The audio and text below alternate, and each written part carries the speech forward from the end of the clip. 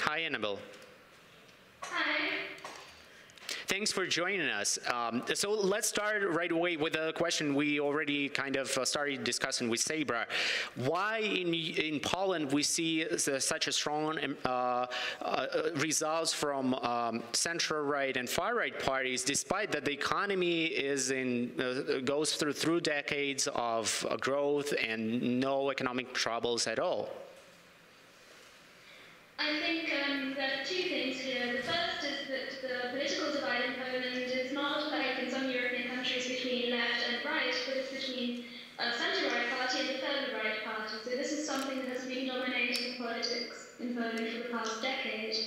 What you're mentioning now, perhaps, is the high results for the radical candidate, this former rock star, Paweł Kukiz, who got 20% in the first round. And I think that's not an economic issue. I think it reflects broader dissatisfaction with the political elites in Poland at the moment. And usually the story goes the other way around. The rising of far-right parties or just right parties, kind of tied to the economic situation. But what's the sentiment behind in Poland behind people that they don't want to vote for Bronisław Komorowski anymore? And is it tied to more process of integration in the European Union, for example, adopting euro, or maybe it's tied to his personality more? Can you explain us, please?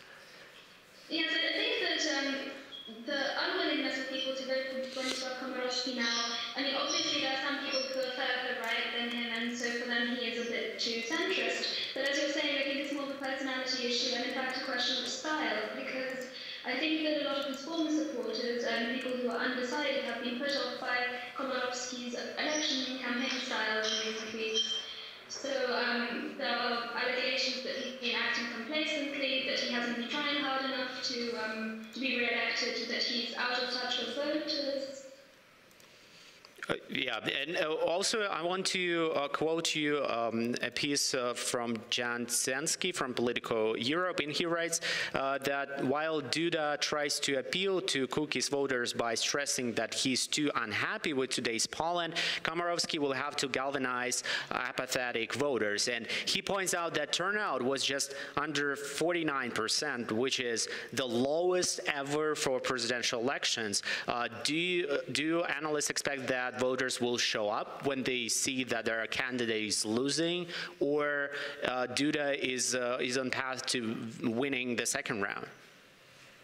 I think what you're mentioning is going to be decisive, because since the first round in which Duda came first, the momentum has been with him. He's been leading a very energetic campaign, calling for change, a bit like Barack Obama, time for change, and so on. Komorowski is having a much harder time because he can't promise change.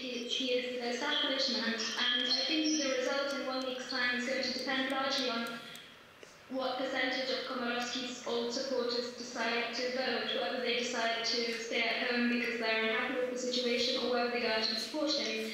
And I think that the big thing that Komorowski is using here is frightening voters with the return of this conservative Law and Justice Party, which Duda is the candidate of. So he's saying that if you vote for Duda, then Poland will return to these troubled politics of 2005 to 2007. And then Poland will have its own figure, a bit like Viktor Orban in the Prime Minister of Hungary, or other presidents who are more problematic.